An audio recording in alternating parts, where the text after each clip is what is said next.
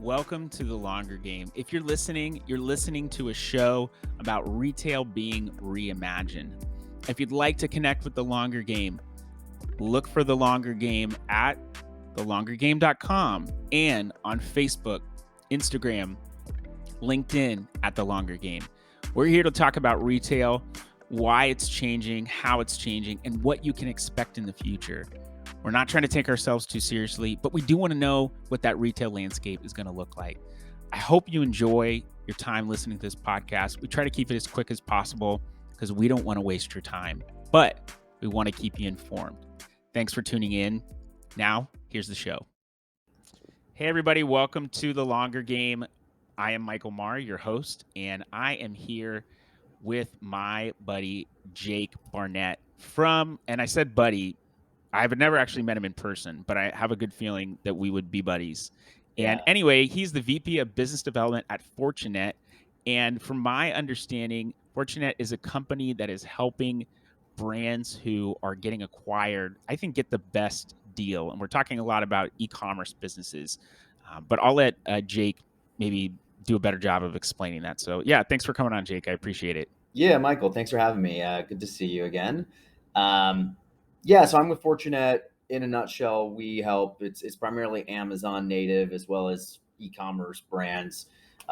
We help them get the best exit possible. So, Amazon acquisitions have really blown up in the last couple of years. I used to be on the buy side with two aggregators that are buying up all of these Amazon businesses. Started doing that 2 years ago when it was really nascent industry, and it's grown so quickly. So I've been on the buy side doing something like 15 acquisitions of primarily Amazon brands.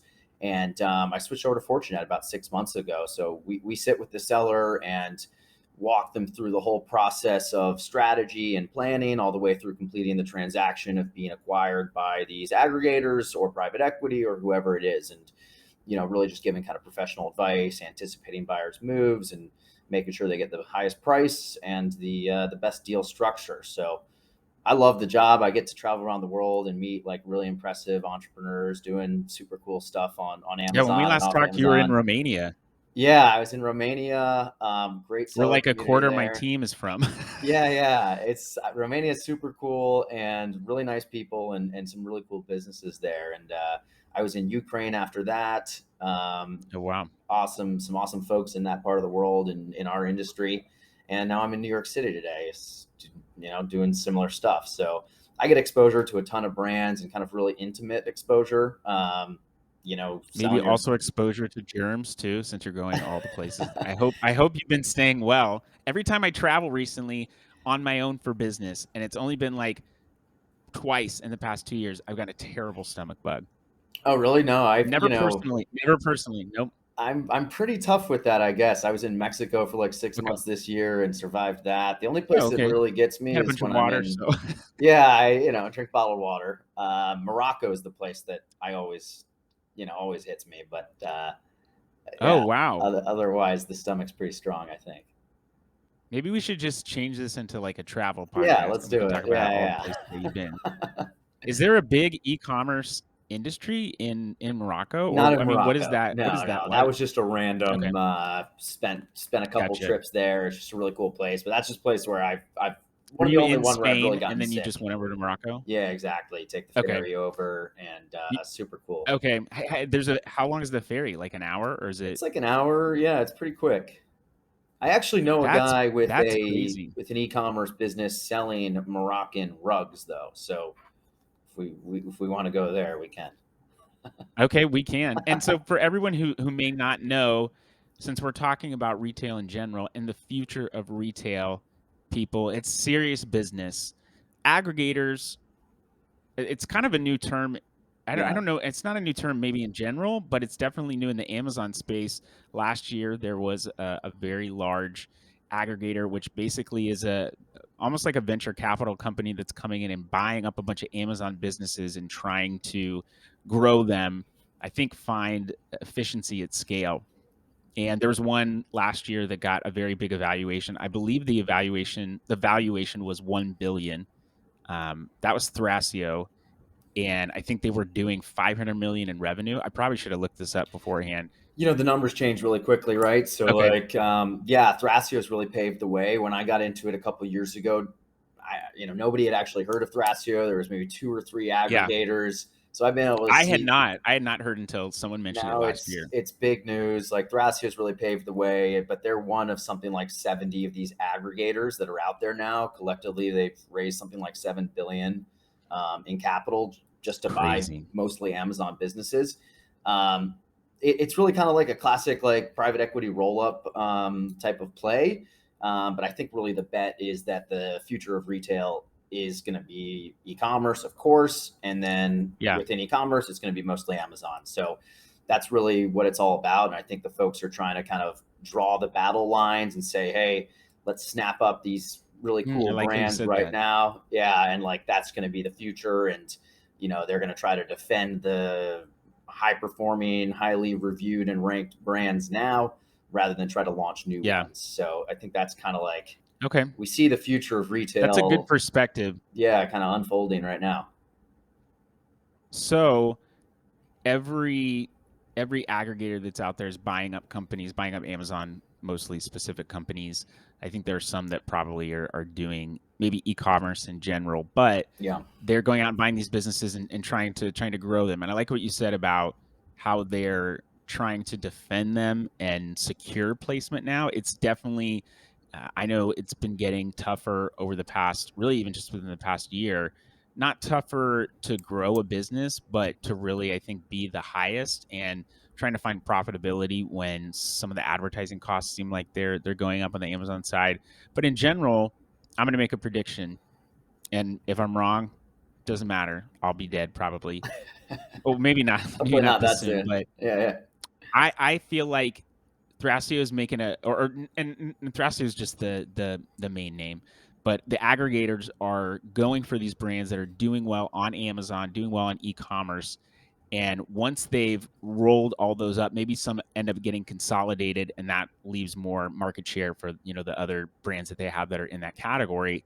And there's going to be a push to then eventually get them in to retail because I believe everything for brands in order to be successful. I believe the thing for brands to be successful is being omni-channel. So even though I run an agency that helps brands to grow on Amazon, like you said, 40% of the market, 40% of the e-commerce market, e-commerce last time I checked was like 16% of total retail sales. And what's crazy is that I checked this because all of the branding I had wasn't really speaking to what was going on. And so, I mean, like marketing for my company. And so I did research into what's changed since the pandemic, what is applicable, and not just sending LinkedIn messages like, "Hey, I hope you're doing well out there in the pandemic." And it's like, yeah, it's 6 months in. Like, I could have died. You didn't reach out to me soon enough. Like, don't give me the the fake.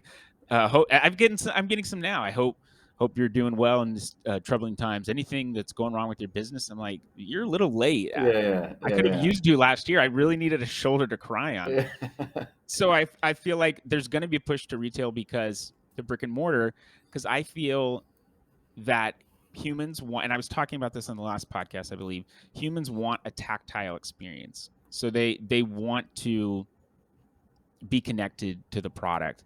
One of the things that has helped e-commerce to grow, and by the way, e-commerce sales are 16% of total retail sales. So like a $5 trillion industry. I don't know what that amounts to, but A lot. significant and growing. The Yeah. first quarter of 2020, it was 12%.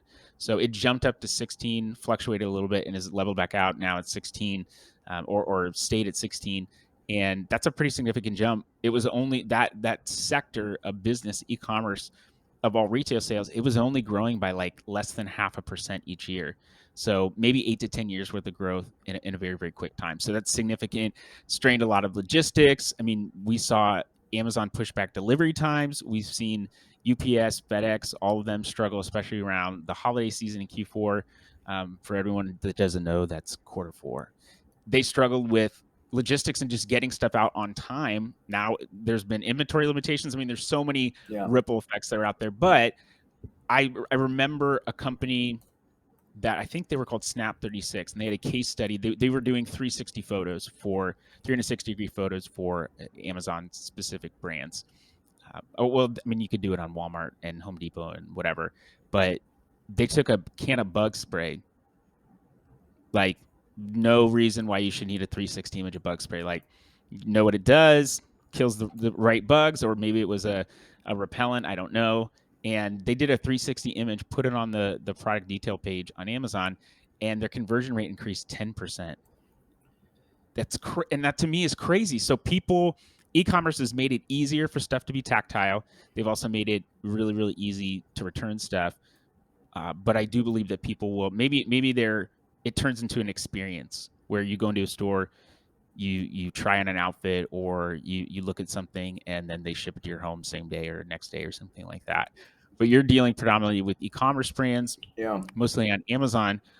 What do you think the biggest and I was thinking about this. You were on the buy side, moving to the sell side, so you have really great insight on what buyers are looking for. And so you seem like the perfect person to be able to go to the buy side and say, excuse me, the sell side, and say they don't care about that. They want to see this. Let's make that look good. I imagine you're working long term with people too, like Yeah. over a course of a couple of years. Yeah. I mean, we do that at Fortunet with our clients, but I've just been here 2 years. It's so crazy thinking about it that somehow 2 years is a long time, but so much has Yeah. happened in 2 years and so much has changed and it was such a nascent industry then that, I got in early, I've built relationships, I've seen brands go from zero to, now bringing them to market at 5, 10, $15 million valuations. So it's really cool Wow. being able to track that. And, I've seen buying deals and bringing deals to the committee and having them evaluated, really learning, what It makes a sounds business very official, attractive. to the committee. You have the deal What team. is the Yeah, committee? it's the deal team that Oh, okay. you bring the deal committee, you bring the brands to them, and they basically chew you out on every aspect of a deal, even the good ones. It's a Is it is really it that is it that detailed and that thorough? It feels like they're chewing you out? Yeah, I mean, it's definitely this like what is it, like the Socratic method of like, even if it's perfect, let's poke as many holes in it as we Okay. can to try and, just Yeah, let's see get where to the a problems better. are. Yeah, exactly. So fair enough, and I've learned a ton on that. So really understand what like the aggregators look for specifically. Whether that aligns with the future of e-commerce. We'll see that because I think the aggregators have a really specific thesis around Amazon being the future and just wanting to conquer Okay. Amazon. That I think sometimes the other channels are neglected. So they're kind of going all in on Amazon, and fair enough. That's what What it's all channels do about. you think are actually competitive against Amazon? Well, you see a lot of people being very successful with direct to consumer, Shopify or whatever it might be. Okay. So Yeah.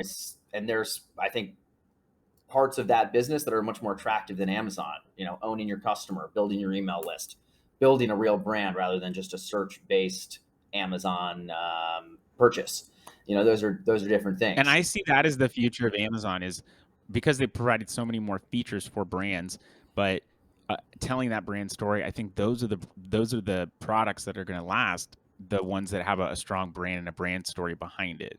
Yeah, it's an interesting point because 2 years ago I used to think, what does brand matter on Amazon? Like if Yeah. you're just searching for bug spray, like you're going to go with maybe the top reviewed one. If it has good pictures, great. Like conversion rate matters, but I didn't think brand really mattered that much. But now, especially the last 6, 9 months, some of the most attractive brands that I see, both from a valuation perspective as well as just from a sales and profitability perspective, are ones that have very nice brands and really emphasize that. That might just mean great photos, great A+ content, and a story behind it.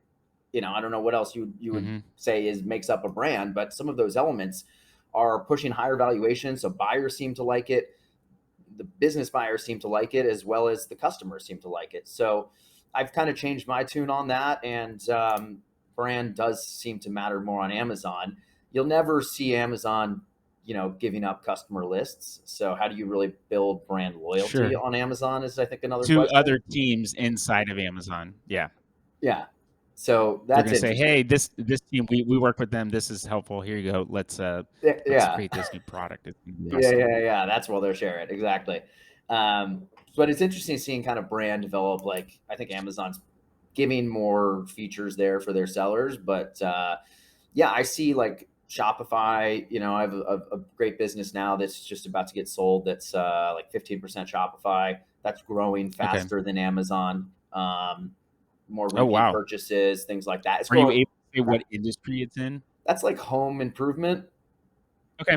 Yeah, just That My neighbors, I'm not gonna name their names because maybe I could get in trouble for that, I don't know, but they have said that they are gonna die in this house, and they've got, 4 kids, uh, one single kid, and then, some triplets, which was, very interesting for them, like, I can't imagine I know from going 0 to 1, going from 1 to 4 seems like now you've got 1 on 2. I that's don't know rough. how you do that, but I'm they've, like, single. Single, no redone kids. it right.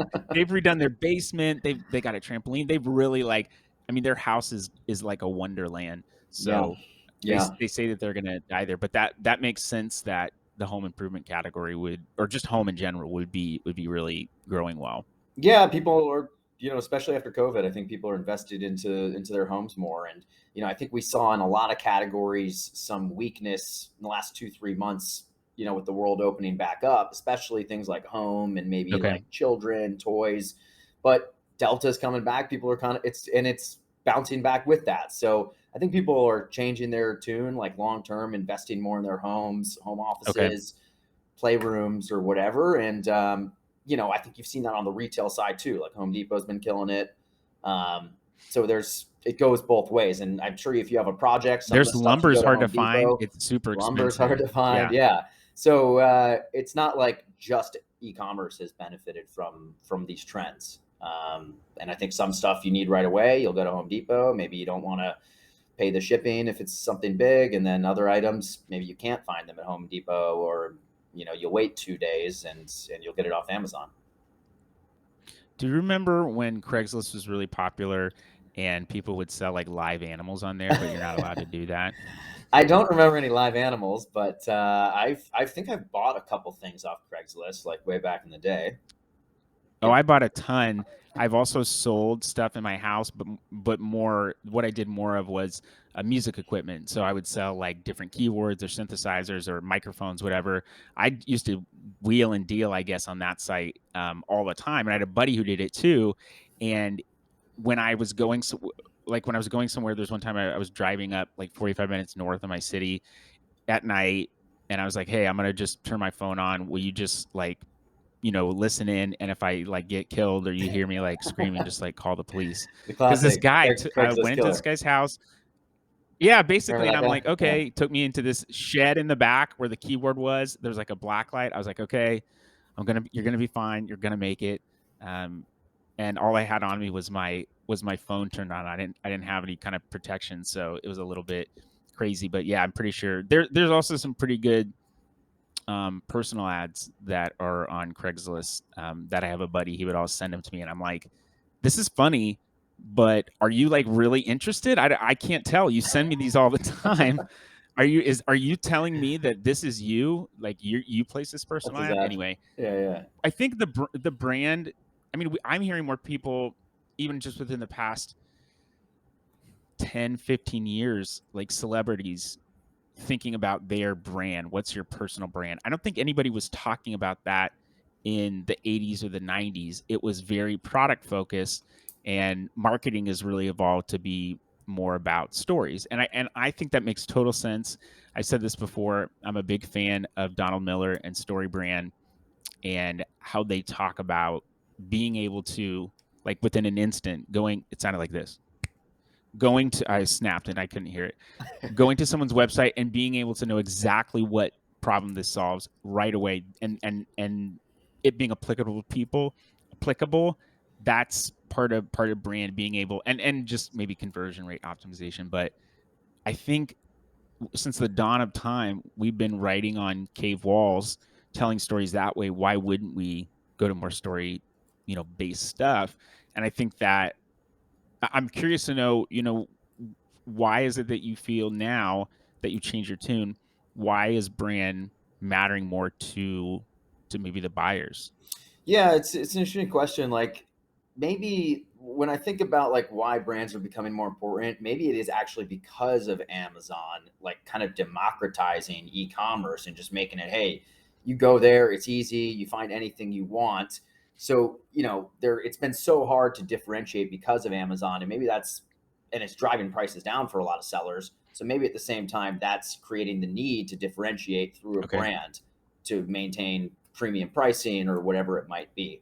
So I think that might be part of it. I do think, the marketplace has evolved on Amazon to where people are looking for higher quality goods as well. And maybe the brand is one way of seeing that. So I think that's probably part of it. They've also made some efforts to bring on more high profile, like at least fashion Yeah. designer brands. And so I think to help raise the image, because for the longest time, people thought, I heard people saying, several years ago, I don't want to go on Amazon because it's a cheap platform and I don't have a cheap product. And I have clients who have products that are a couple $100 and they're doing Yeah. pretty well with those. So yeah, it's definitely changed things. Yeah. The brand I just mentioned, they're selling for over like $300, $400 product. Oh It's, wow. yeah, Okay. yeah, it's very expensive for Amazon, but so I think Amazon's evolved, and chicken or the egg. I'm not sure which one came first there, but brand is becoming more important. I think people aren't just going and looking for cheap commodity items on Amazon alone.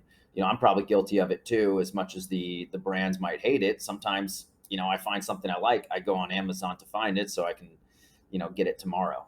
We're all kind of guilty of it. And I don't think that's the end of the world. I see a lot of people, Amazon sellers, that they're trying to grow their other channels, direct to consumer, Walmart.com, whatever it might be, but they're Yeah. still at the same time taking a lot of traffic from off Amazon and pushing it to Amazon to boost their sales there. So I don't think, a lot of people are kind of anti. They say find a product on Amazon and then go to the website or go to a store to buy it. But if you make the purchase on Amazon and you leave a good review, then you're really helping that brand probably in a better way than buying it on their website. Yeah.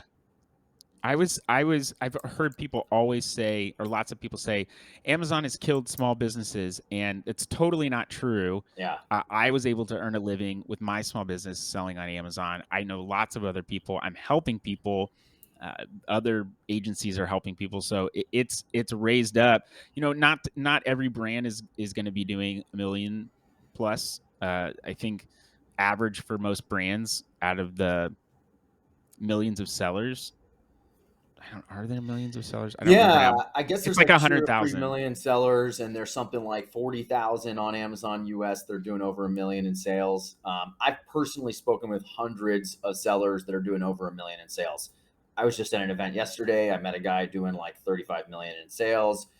Almost all the stories that I hear from these people, I'm always interested in the story behind the brand and the person. I Yeah, hear all these stories of immigrants coming to the US, $200 in their pocket. Now they're doing 20 million of sales on Amazon and off Amazon. So, it's maybe so it crazy. maybe it killed the old small business person, but it's given birth to a whole new generation. So maybe they're different people. The guy who Well, and was I in always thought, retail, it's hard to go to Amazon. okay, and that was what I was gonna get at is I think people didn't evolve, and so Yeah. some of those businesses died off. Amazon was just utilizing technology and making it more convenient. That Be mad at the people who invented the internet. I think Yeah. We can go farther what was back. it? What was his Get mad at Al Gore electricity. invented the internet, right? I think Al Gore said one time Yeah. he invented the internet. Yeah, So it's Al get Gore. mad at that Yeah. guy. It wasn't Amazon's fault. They were just legitimately leveraging what was out there. And I think a lot of people, especially sellers that started out solo and have grown on Amazon, it's really personal to them. It's not like they're getting in to just run a business. It's like this is their brand, this is their livelihood, this is what pays their bills. So they feel like every time Amazon nickel and dimes them or cuts them off or does something, like, man, Amazon, they're the worst, but they're also the best because they're allowing you to sell product on their site. Some people say, oh, well, it's 15% right up the top of your product just to sell. I'm going to go to my website. And to my response is, I think you should do that, but not in place of Amazon, because Yeah, now you have to pay people to come to your site. exactly. Amazon already has people on the site, and so now you just need to pay and get in front of those people, which is a whole other story. But there's pros and cons, and I don't see them as the big bad wolf. I also don't see them as the savior. I just think they're a great channel. They're a channel you need to be on. And to your point, people are going and looking stuff up on Amazon to find products, they could be doing, majority of the time they're doing that. 54% of people are going, when they want to know about a product, they don't go to Google, they go to Google maybe 25% of the time, but 54% is going to Amazon. So if you're in Target and you see a brand you don't know and you're like, oh, okay, I'm going to go check them out on Amazon. What does it look like? Oh, wow, they got really bad reviews. Okay, I'm not going to buy this product. There's no reviews in Target or Walmart or whatever the case might be. So that is directly impacting the retail sales as well. Yeah, I think they feed each other. They feed each other in strange ways. So I have a friend with a business that does the standard kind of like product inserts in his Amazon packages, and he said he actually gets a lot of people who come to the website, sign up there, and start making purchases on the website. So Amazon can feed the website, vice versa. Yeah, we'll see spillover into traditional retail as well. So I think it's retail's not dead. I think look at it the last few months, it's coming back. It'll probably be different, right? You're gonna certainly not buy some of the same things that you used to buy 2 years ago that you can now get on Amazon. Like some of it will never come back. And I couldn't find demographic information, but when e-commerce sales went up, it forced people across many different generations to now utilize Amazon. And I think anyone that's older who doesn't want to put their credit card information on the internet because people will steal it. Yes, mom and dad, I'm talking to you. They were probably scammed over the phone, so they're not worried anymore. Yeah, they've had some people scam them before, but it wasn't anything that they allowed. As like someone took stuff over. So anyway, I say that because I think it even forced those people to get on and use Amazon and say, "Oh wow, the convenience of this is incredible. I'm going to start utilizing, especially for food." I think that, and I was talking with another Amazon agency owner earlier today, and she was saying how the food category, they've worked with a lot of food brands, it's now a lot of their business, it's really taken off. Yeah, I've seen some really cool food brands, and I know there's a couple aggregators that are like specifically going after food brands, which is pretty interesting too. And look at like actually Amazon's push into brick and mortar. And a lot of that's around food as well. So, some items are never going to really work online. I don't know, maybe like fresh milk. I don't know, but it seems like Amazon's changed our minds about that. I used to think groceries you would never do online, and people are saying produce. I want to feel my produce, that kind of stuff, but people buy it all the time now. I've actually gotten it online, and they seem to package only the ones that are good anyways. And I'm not a professional chef. What do I know? I thought you were going to say professional shopper or a professional shopper. So yeah, it's been interesting seeing like Amazon getting into brick and mortar more and more. Acquiring Whole Foods, that was a big one. I know people who are getting Prime Now, which I think has just been rolled up to Amazon Fresh, but they were getting stuff delivered to their door.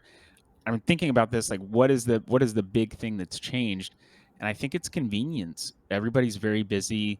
They don't want to put another thing on their list to do. So if you can order groceries while you're at work, about to get on the train, go home, and you can have your groceries there by the time you get there. If you're out in the fields and you're a farmer and you're like, I want to get something delivered to my door, so by the time I get out of this field hoeing some wheat, I don't even know if I'm saying the right stuff, but sounds I'm gonna get stuff delivered to my door. Or like I'm a mom at soccer practice and I forgot to get these like 3 things for dinner tonight. Like that convenience, I think, has really changed people's minds. Yeah, and it works. It works well enough. So no problem there. And yeah, but I guess getting back to the multi-channel thing, I think that is the really interesting part. So just being available at the most convenient place for that particular customer, and that's, I think, something you need to scale for. So if you loop that back to the aggregators and what they're trying to do in the market, I don't think they're that interested in retail right now. Sure, I think in the future maybe, but not now. I think in the future, like I think once they max out what they're doing on Amazon, and then once they move into Walmart.com and then Shopify, and they cap there, because once you capture 80% of the market on Amazon, that's it. It's growing 5% a year or whatever. Sure, it's not growing 50% like they want to do it. That they'll just try to that's how they do the 10 or 20x that they want to do on a return for a brand that they're not going to do for everyone, but they get them in front of everybody. And what's the most convenient place for you as an individual? Is it a store? Is it online? Etc. I also feel like there's more touch points. I know people talk like with consumers now, there's not just one shelf that they're going to and then television. There's so many more screens, there's so many more devices, so many opportunities to advertise to people. Mm. So, being in those different touch points could potentially raise brand visibility and it just keeps you top of mind to someone. I mean, that's why there are retargeting campaigns for someone who clicks on your site and then you're like, I didn't want to buy that drum set, so stop Guitar Center, stop showing me programmatic advertising. I don't want it, and it just shows up everywhere until you're like, fine, I'll just spend $2,000 and buy it, so you'll get out of my retargeting space. Yeah, and then you see that on a store shelf, and then you see it on a billboard, and you're like, well, this must It's be meant to be. this is a brand. Yeah, this is serious. What Amazon's a big channel. You said Shopify, and I think there's a misconception by some Amazon native brands who think, yeah, I need to get on Shopify. That's a good channel. And it's not just like a Walmart or an Amazon. You have to have content. And so a lot of brands, yeah, and you have to have a brand for it to look good and for people to purchase the product. So you have to be able to differentiate yourself. If you don't have anything to put on your website, it's just going to be, all white or all black and some text. Like you're not going to sell products. You're going to send, you're going to send traffic to your site and no one's going to purchase. Yeah, and you need to know how to like buy traffic. You need to know how to send traffic, right? So that's more of the skill set. I think it's a different skill set, a different model than most of the Yeah. Amazon folks are used to. Although I do think that's more the future of Amazon. I was just meeting with a really cool Amazon PPC agency in Ukraine, and these guys Okay. real pros. And we say, hey, this is the future. Like they don't really care about organic ranking on Amazon anymore.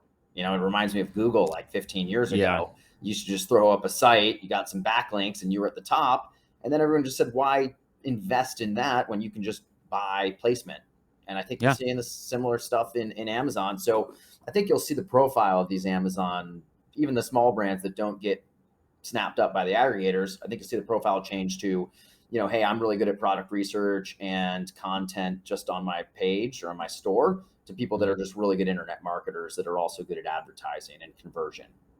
There has been a aversion to advertising by brands that have been around for a while, and I have personally, or my team has gone in and helped two specific brands that were, almost, I want to say, on the brink of extinction. It sounds very dramatic, but just had huge changes in sales, like month over month, because of different events. And one of them was the pandemic, and utilizing advertising to come in and really bring the brand back up.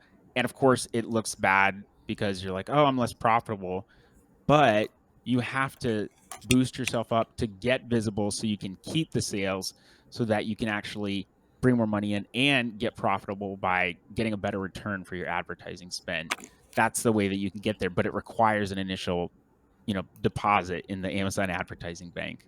Yeah, I mean, I talk to people that they're like just launching brands, and they say they're going to run it unprofitably for the first 6 months, all their new product launches, just investing in advertising, losing money Yeah. all the time.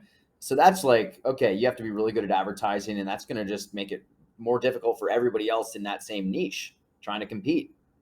And Amazon, they're Yeah. just adding Well, more and and more paid spots at the top, right?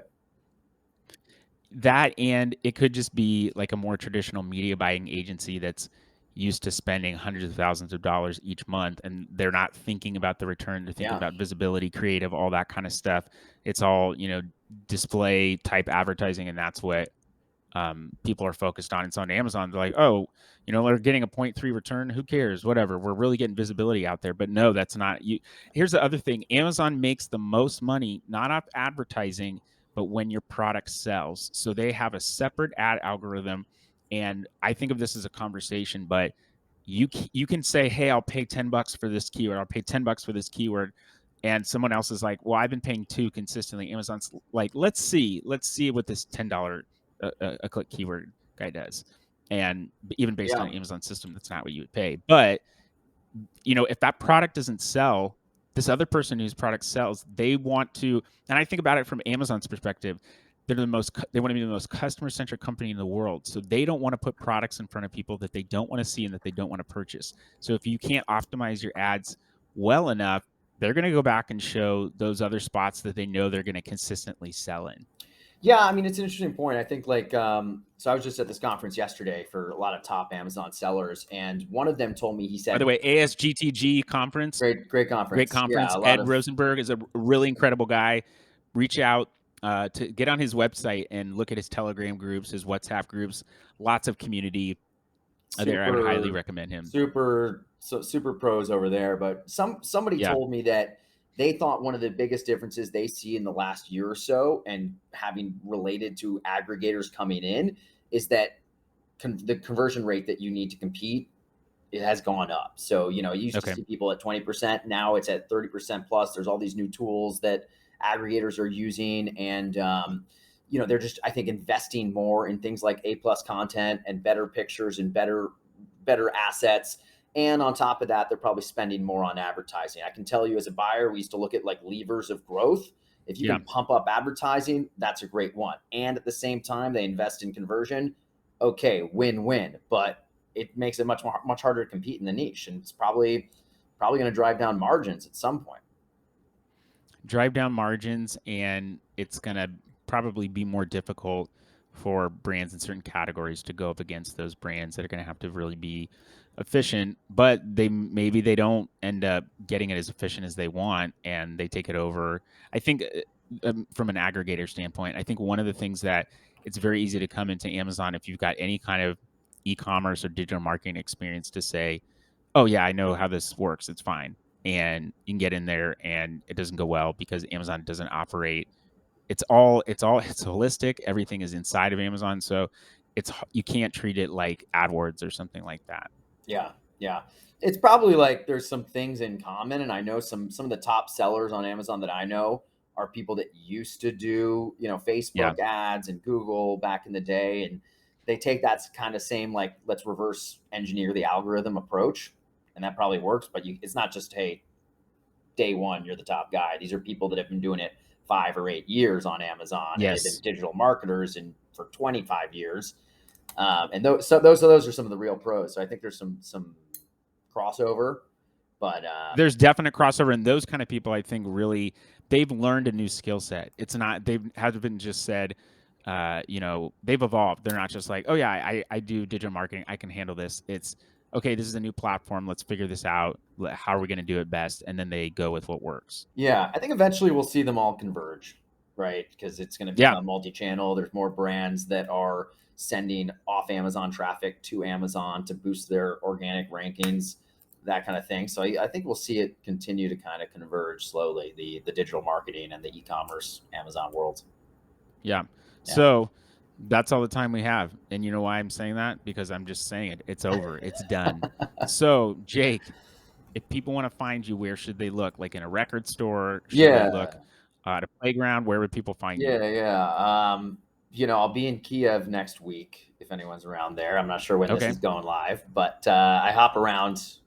It'll be going live in a couple weeks, so you'll probably already be at back. that point, who knows where I'll be. But if you're a seller interested in looking at an exit, Fortunet.net is where you can find us. Jake at Fortunet.net, Fortunet.net, or LinkedIn. Look me up, Jake Barnett. I'm always happy to connect and have these conversations and see what might happen. Yeah, we'll put some links down somewhere. Appreciate it's it. not going to be me. Someone else who's more knowledgeable is going to do that. Appreciate it. Well, thanks for coming on. I appreciate the conversation. Yeah, I mean, honestly, I think almost every conversation I have could just go on and on and on and on. So maybe we save something for season 2 to season 99. Next time, in person over a couple beers. How about that? Oh, that would be great. Can it be bourbon though? Because I stopped drinking beer. Why not? Bourbon sounds great. My family's from Kentucky, so I'll enjoy it. Oh, are they really? Yeah, oh man, now we got a whole Kentucky. other conversation we need to talk about.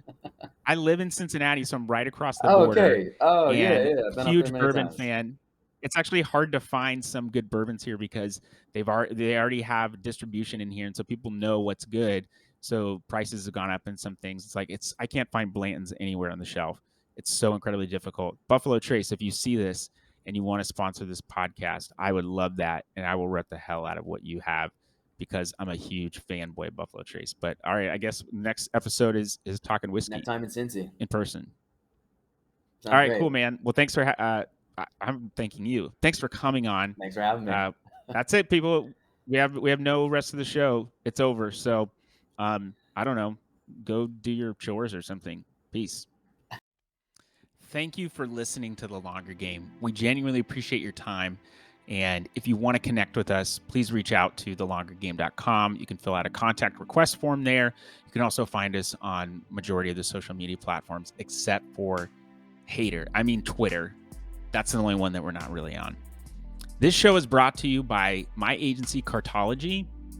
We're helping brands accelerate growth and become profitable on Amazon. If you'd like to know more, go to thinkcartology.com, fill out a contact form, and we'll get on the phone. That's what it's all about, connecting with you and building a relationship. This show is also brought to you by Arch DevOps. They are the ones that are helping make all the logistics of this podcast happen. We are so thankful for them. If you want to get your podcast up and running and you want to automate as many things as possible, go to archdevops.com. That's ARCHDEVOPS.com and reach out to them. They can be super, super helpful. Thanks for tuning in. I hope you have a great rest of your day and be blessed.